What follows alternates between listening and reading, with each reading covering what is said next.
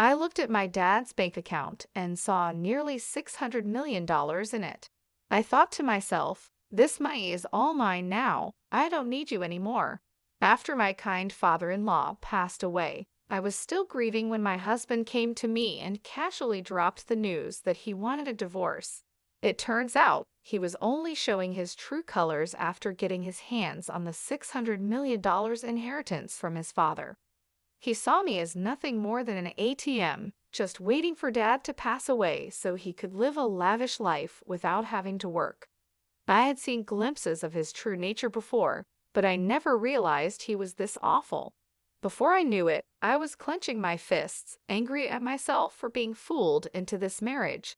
I could accept being deceived, but I couldn't stand him speaking badly about my kind father-in-law.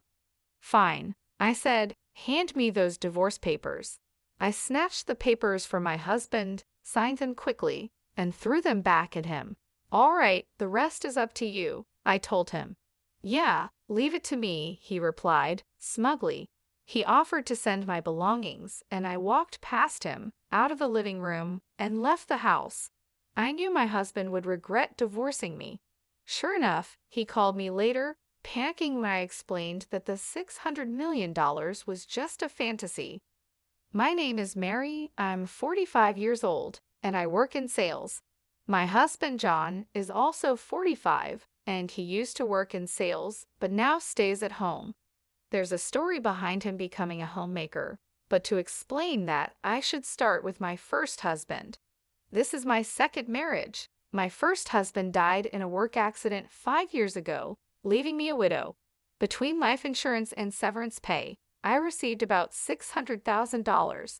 Since my first marriage happened later in my 33s, we didn't have any children.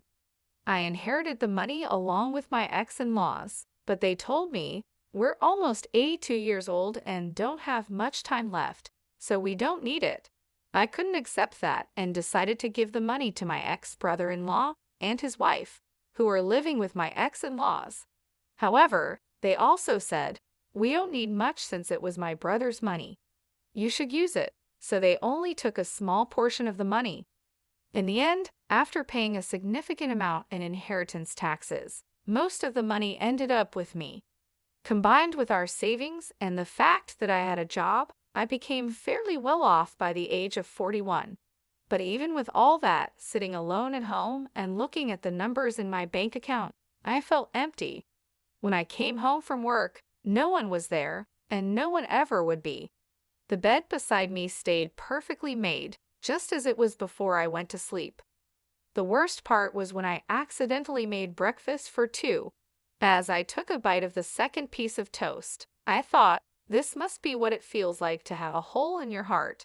I really wanted to take some time off, but I had to keep working, so I went back to my job with this emptiness inside me, constantly feeling a sense of void. I desperately wanted someone, anyone, to listen to me, and that someone turned out to be my current husband. When I told him about my husband passing away and how I had to take some time off because of it, he said, I'm sorry for any inconvenience. I quickly replied, No, it was no inconvenience at all. Besides, your husband was a lucky man to have someone who cared for him so much. I'm sure he was very happy. He then shared a bit about himself, saying, As for me, I'm terrible at relationships. Even when I do date someone, I get dumped quickly. I know it's because of my careless personality, but it seems hard to change who you are. My husband and I were business acquaintances before we got to know each other better. I knew he was a cheerful person, so when I visited his company, I ended up telling him everything. Normally, anyone would find such a dark and heavy story off-putting, but he listened quietly and then cheered me up with some light-hearted jokes. His words and smile seemed to fill a bit of the hole in my heart. He continued to listen to my stories, and we started meeting outside of work. One day, while we were talking, I accidentally dropped a receipt, and he jokingly said, Wow, my wallet is twice as thick with coins. You dropped a receipt, and we both laughed. I need to organize it, but it's such a hassle. When he tried to pay at a store, receipts started falling out as he pulled out some cash. I picked up the receipts and handed them back to him, and he stuffed them back into his wallet, complaining about the coins. It seemed like the receipts were also making his wallet bulky. "You're like a kid, John," I teased. "What? I'm 45, you know," he replied. Just as he said, he was a bit careless, but watching him, I felt the hole in my heart slowly start to close. We kept meeting privately, and a year later, he told me he had feelings for me. It had only been a year since my previous husband passed away, so I was torn, but I felt like my late husband was telling me, "Don't stay stuck, move forward." So I decided to start dating John. People around us had their opinions, but making that important decision helped me begin to heal. However, just a month later, John gave me an even bigger concern and asked me to make an incredibly important decision. Shouldn't we get married? Given our age, it's better to decide sooner rather than later. This time, I couldn't hear my late husband's voice guiding me. It felt like he was telling me to trust my own intuition and keep moving forward, so I decided to marry John. "Okay, let's get married," I said, surprising even myself with how quickly I made that decision. It was likely John's personality rubbing off on me. I started to think that a bit of carelessness wasn't so bad if it made me more positive. At the same time, I learned from John that too much carelessness could be problematic.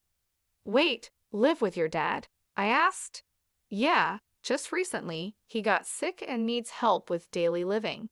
He kept working past 73, thinking he was still young, and now this happened." "What about your mom? Is she helping him?" "Huh, didn't I mention it? My mom's not around. My parents divorced when I was young, and I haven't seen her since. This is the first I'm hearing of it. Sorry, don't be mad, but it's a heavy topic to bring up when we weren't sure about getting married yet, right? I figured I'd tell you later. Even if you put off talking about living together, you could have told me about your parents. I would have known that living together might be an option." "Well, let's not sweat the small stuff.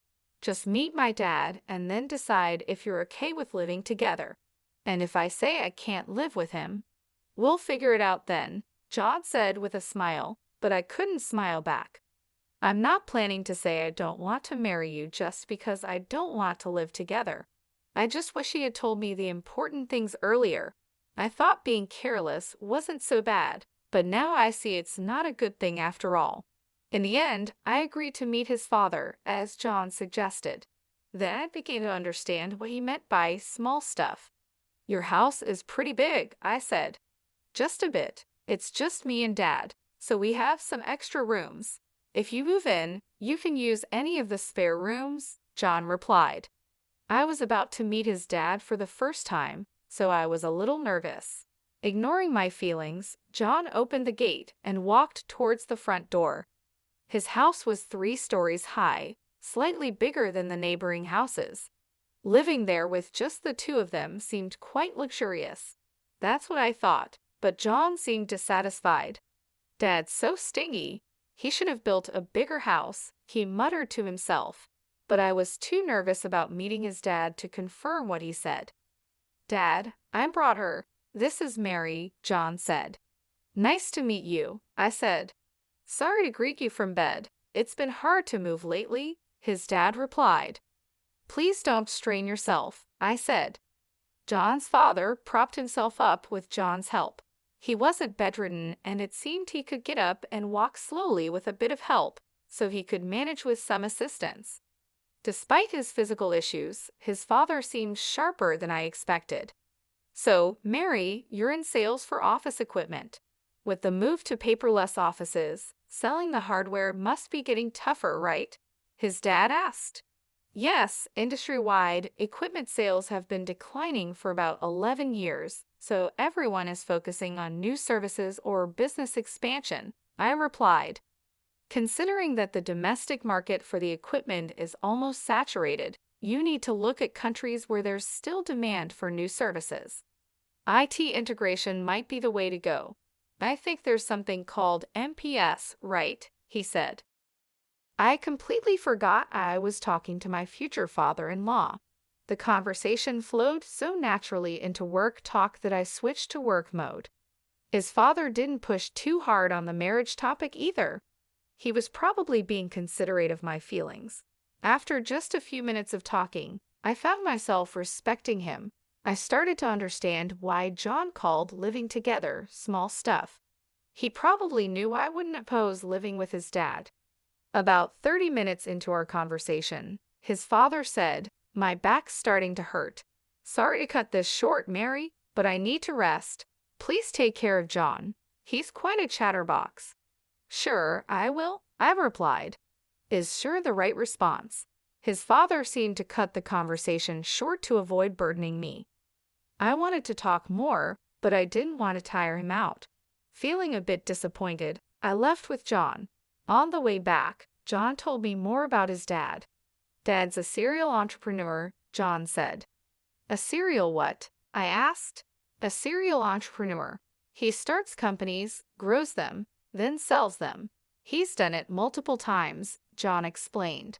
"You can just buy and sell companies like that." I was surprised. Well, yeah.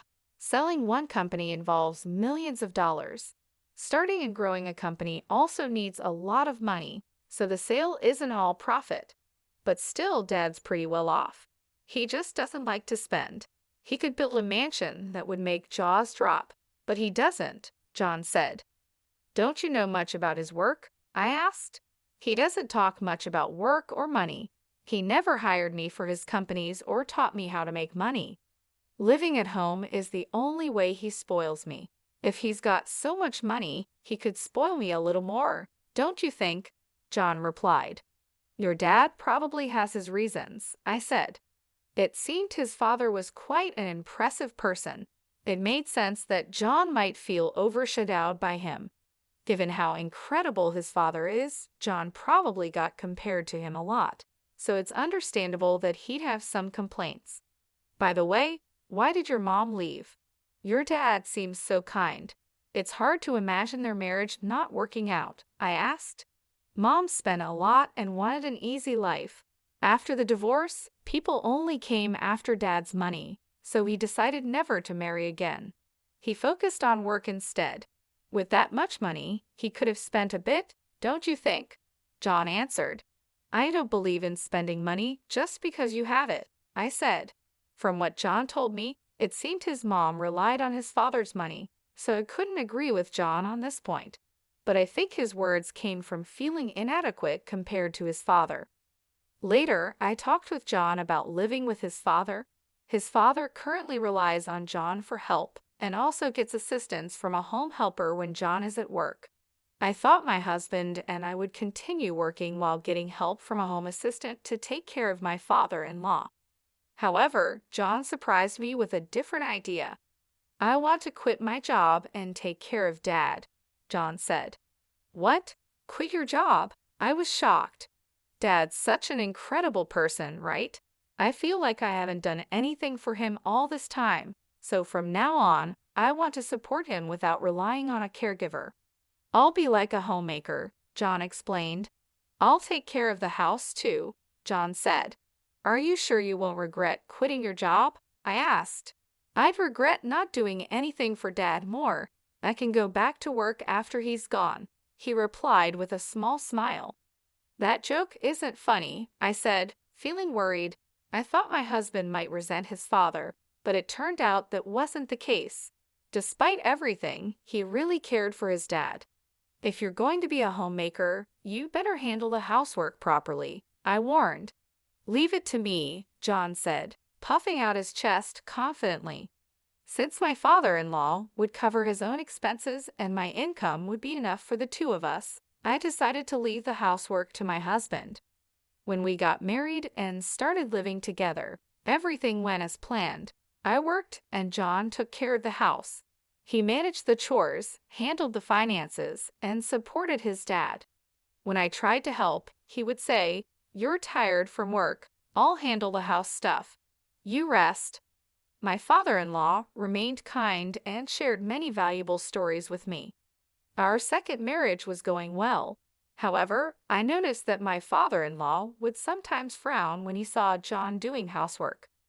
A month after we started living together, John began slacking off with the house chores.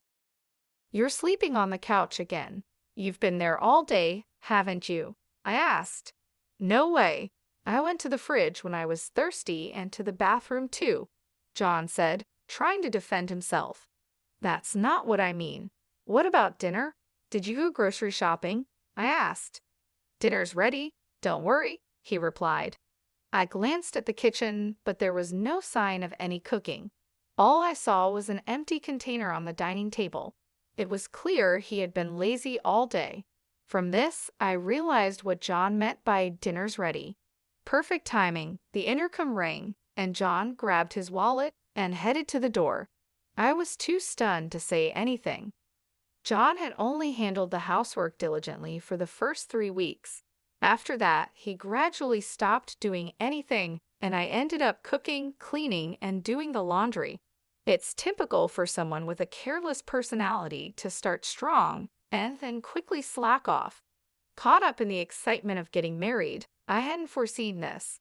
My father-in-law, on the other hand, must have predicted it early on, which is why he frowned when he saw John doing housework. As my husband began to shirk his duties, my father-in-law started apologizing to me, saying, "That boy is so careless." "I'm really sorry, Mary. I hoped he'd become more responsible after getting married, but it seems he's just causing you trouble. If he becomes a burden, feel free to kick him out." "I wouldn't do that. Really, it's okay. I'm sorry. I've tried to correct him, but he's just, well, you know." "It's okay. But he isn't neglecting to help you, right?" I asked. "No, he does help me, at least a little," I replied, noticing a slight change in my father-in-law's expression. It was clear that John wasn't completely ignoring his father, but he also wasn't doing a third job. Still, my father-in-law was probably downplaying the situation to avoid any conflicts between us. "I'm sorry," I said. "No, Mary, you don't need to apologize," my father-in-law replied. With just one word, sorry, he seemed to understand what I was feeling. We both apologized, and there was a bit of awkwardness between us. To break the tension, my father-in-law quickly changed the subject with a brighter tone. "Oh, I'm doing some end-of-life planning and need your help. I'm not confident in John handling it." "End-of-life planning? It's not as negative as it sounds. I just want to avoid any trouble later." "Got it. If there's anything I can do, I'd be happy to help." Talking about John made us both cautious, so we ended up avoiding discussions about him and housework. It was an uncomfortable way of being considerate, but there were also thoughtful gestures that made me happy. "Is there anything inconvenient at home?" my father-in-law asked. "Not really, but the bathroom could use some fixing. I had just wanted the water heater checked," I said, but my casual comment turned into something much bigger. "Wait, what's this?" I exclaimed when I saw the changes. My father-in-law had contacted a contractor he knew, and they completely renovated the bathroom. Not only were the tub and shower replaced, but the walls and floors were redone with special coatings to resist grime, and the drain was redesigned to make cleaning easier. They even installed a bath lift to help my father-in-law get in and out easily. "Now I can enjoy a nice clean bath, and it's easier for me to get in and out," he said. It was an extravagant use of money, and this happened a few times where a small request turned into a huge upgrade. I learned not to ask my father-in-law for small favors lightly, yet my husband still called him stingy. I couldn't understand how John could see it that way, given how generously his father spent money. Out of curiosity, I asked my father-in-law about his most extravagant spending. "What's the most luxurious thing you've ever done?" I asked. "I started a seafood company in Germany, built the office and the factory from scratch. That cost a fortune." "A company in Germany? That's impressive, but it was work, right?" "Well, yes and no. I did it because I wanted to, so it was more like a hobby." "Why seafood in Germany? Was it because it was profitable?" "No, I had no knowledge or connections and didn't think about profits. Germany exports a lot of seafood, and we import a lot of it.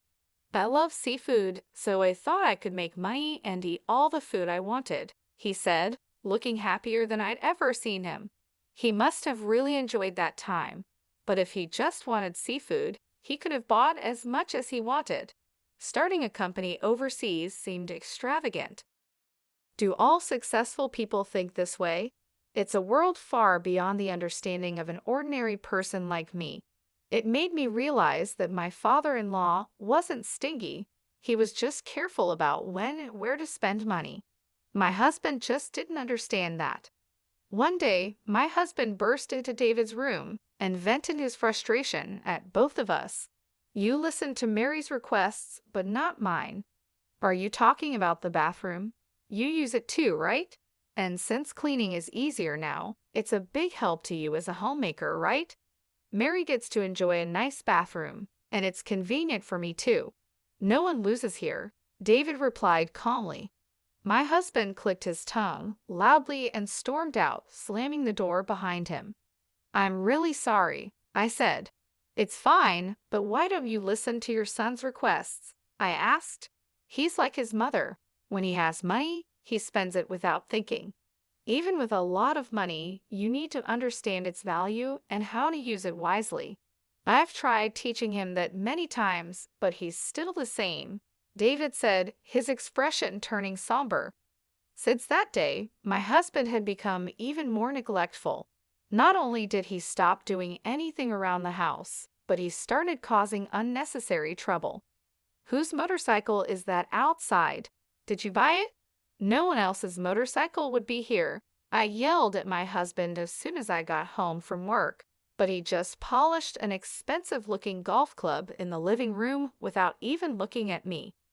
My husband had stopped doing housework and started buying whatever he wanted. I wouldn't complain if he was spending his own money, but he was using my bank account without permission. You get your requests granted by Dad. Let me have a bit of luxury too, he said, trying to justify his actions. He had been diligent as a homemaker at first, and I hadn't seen this lazy side of him before we got married. It seemed he had been hiding his true self before marriage. I was completely fooled. When we got married, I told my husband, if my salary isn't enough for our living expenses, feel free to use the money in my account. I took back my bank book so he couldn't use the money without my permission. When I checked it, I saw he had spent around $50,000 in just 3 weeks. It was an expensive lesson that I couldn't trust him. Naturally, I thought about divorcing him, but I didn't want to leave my father-in-law in his care, so I erased divorce from my list of options. My husband seemed to sense that I wouldn't divorce him and became even more arrogant. Hey, can't you come home earlier? I've been waiting for dinner all this time, he complained, treating the living room sofa like his personal nest and hardly moving from there. Of course, he did no housework at all. What does being a homemaker mean? I was starting to lose my understanding of it. He had said he didn't want to rely on a home assistant and wanted to be a good son, but he ended up hiring a caregiver again. Honestly, this made me feel better knowing my father-in-law wasn't left to my lazy husband. I decided to avoid my husband as much as possible, thinking, let sleeping dogs lie. With this mindset, the year flew by quickly. Then a significant event happened for both me and my husband. Thank you for everything. My father-in-law passed away just before turning 81. The time I spent with him was short but incredibly meaningful to me. It felt like we had spent 11 years together. Even after the funeral, I couldn't pull myself together and felt a deep void in my heart. As I sat in the living room, lost in emptiness, my husband walked in with a cheerful expression. Hey, let's get divorced. What? That single word snapped me out of my daze. He was waving the divorce papers in my face. It wasn't a misunderstanding or a joke. I found Dad's bank account. Guess how much is in it? Nearly $600 million, so this money is all mine. You're no longer needed, ATM. When Dad collapsed a year ago, I didn't want to deal with taking care of him, so I looked for a wife. I figured you'd be an easy catch since you were grieving the loss of your previous husband. I see, so that's why you were in such a hurry to get married. That's part of it, but then I changed my strategy. You inherited money from your late husband, right? You never talked about it, but I figured his retirement and insurance would be substantial. I took care of Dad while you acted as the ATM until he passed away. It was easier than working. Now that Dad's gone, I'm set for a lavish life with his inheritance. Do you think you can get away with this? I asked, feeling the anger rising. Of course, I'm his son, so it's only natural I inherit his wealth. He worked until he collapsed, and I thought he'd live until 87, but he died sooner than expected, so I'm lucky, he replied smugly. I realized I was clenching my fists. It was my fault for being tricked into marrying him, and I could accept that. But I couldn't forgive him for speaking so badly about my kind father-in-law. I was ready to punch him, not caring about the trouble it might cause later. But then I felt like I heard my father-in-law's voice saying, "Stay calm." Right? There was no need to do anything rash. Are you sure about this? All right, give me the divorce papers, I said. I snatched the papers from my husband, signed them on the spot, and handed them back. Thanks for making this easy. I'll file these tomorrow. You can take all our savings. I've got $600 million, so take as much of that petty cash as you want, he said, clearly gloating. Okay then. Yeah, leave it to me. I'll file the papers and send you your stuff if you want, I replied, walking past him and out of the house. As I left, my anger started to fade, and I felt a wave of laughter rising. My husband would soon regret divorcing me. That $600 million was just a pipe dream. A few days later, while staying at a hotel and looking for a new place to live, my ex-husband called. Hey, what the hell did you do? He yelled. I instinctively pulled the phone away from my ear as he started shouting. He seemed confused, so I needed to explain what was happening. I can guess what happened, but why don't you tell me? I asked calmly. When I tried to withdraw money from Dad's account, they said this money can't be withdrawn. What's going on? There should be $600 million in there, he said, his voice full of frustration. Looks like you didn't know. Since your dad didn't spoil you, you never took an interest in his affairs, right? And he never discussed his work with you, I explained. Stop with the riddles. There's money, right? He demanded. Yes, there's $600 million, but it's collateral, so you can't touch it, I replied. Collateral? He asked, his voice shaking. That's right. The money is in the account, but it's untouchable, like a pie in the sky. Also, that money is about to be used to pay off debts, so it'll be gone soon, I explained. You're kidding. There's $600 million, and I can't use any of it. His voice grew quieter as he started to panic. I knew about the $600 million being collateral because I knew about the $600 million being used as collateral because I helped with my father-in-law's end-of-life planning. He had asked me to handle things if anything happened to them. Since he passed away, I was going to use the $600 million to settle his debts. But since my ex suddenly demanded a divorce, I left the paperwork to him, telling him to take care of the rest. What did Dad do with the $600 million? My ex asked. He used it for something he loved, I replied. What does that mean? He asked, confused. At over 72, Dad decided his next job would be his last and used his savings for something he enjoyed, that seafood processing and distribution company in Germany he always talked about. He trusted the management to locals and planned to enjoy his retirement here, but it was a huge failure, and he lost almost everything. When he told me about it, he laughed, saying it was only natural since he did it without any real knowledge. He had no regrets about where he spent his money. To start that company, he borrowed $600 million, using his savings as collateral. But it turned into debt, so he planned to repay it with another job. It seemed impossible, but he didn't think so. Even with the debt, he kept enough money for his retirement. In today's world, where many struggle in retirement, it's impressive. However, while sorting out the Germany company, his health declined. When that happened, he renegotiated his repayment plan with the bank. Given his long history of high-value transactions, they trusted him. He told them, "If I can't work anymore, take the collateral." They agreed to a 2-year grace period, after which the debt would be paid off with the collateral if he couldn't work. That year is up, and it's time to settle the debt. So this $600 million is debt repayment money and will soon be zero. My ex asked, his voice filled with shock. Exactly. Didn't you find another bank account? There should be one for living expenses. Yeah, I found one with $80,000 in it. That's money you can use freely. It's your inheritance. $600 million turned into $80,000. Why didn't he prepare more for his retirement? My ex wondered, clearly surprised. I was surprised by the $80,000 too, but knowing him, he probably planned to add more if needed. He seemed capable of anything. And it looks like you haven't checked the will yet. Will? Dad told me he'd leave me about 20%, my ex said. We're divorcing, so you could contest it as infringing on your rightful inheritance, but I'd like to honor his wishes. I hope you'll agree to the 20%, I said, noticing he was breathing heavily.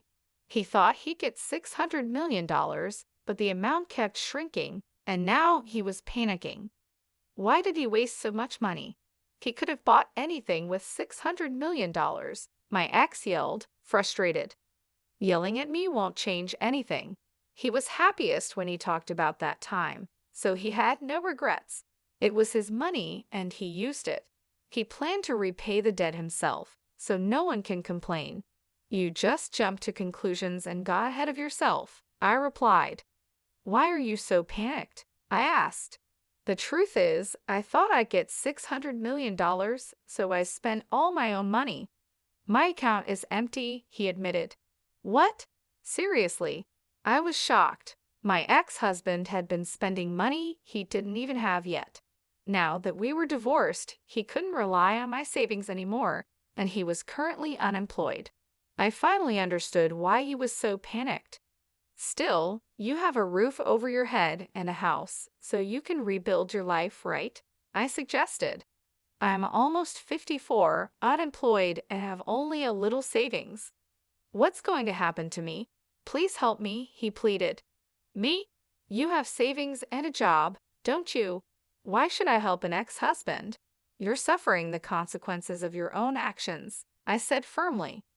Please, let's pretend the divorce never happened, he begged, but I ignored his pleas and hung up the phone. Having a careless personality is definitely not a good thing. With that thought, I went back to looking at property listings. Surprisingly, my ex-husband did follow through with the will and gave me $40,000 from my father-in-law's inheritance. That made up for the money he had taken from me. He probably thought it was too much trouble to fuss over $40,000 after dealing with the $600 million situation. He also apparently started working in sales again, but he didn't seem to be taking it seriously. The shock of not getting the $600 million affected his motivation, leading to frequent mistakes. After a month of struggling under the scolding of younger supervisors, he saw his paycheck and lost motivation, comparing it to the $600 million he missed out on. He quit after just a month and is now a part-time worker, barely making enough to get by. But with that, his savings of $600,000 won't increase. In fact, it'll probably decrease. I wonder if he's thinking about his retirement? Well, whatever trouble he gets into now is not my concern. There's no ATM for him anymore. He'll have to work hard. I rented a small condo and started living on my own. I put the $40,000 from my father-in-law into my bank account. I consider it a kind of talisman, so I don't plan on spending it. Seeing it in the account feels like I'm carrying a bit of my father-in-law's work spirit with me, which motivates me. Today, I'll draw strength from him